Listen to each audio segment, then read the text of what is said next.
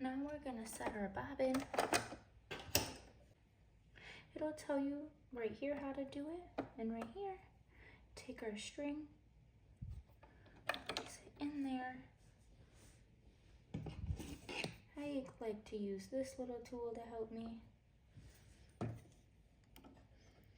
Just want to place it underneath that little silver arm in there. Set that off to the side.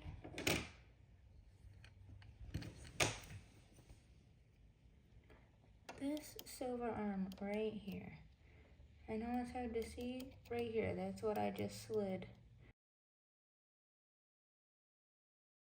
the thread under. And you just put the cover on. That easy.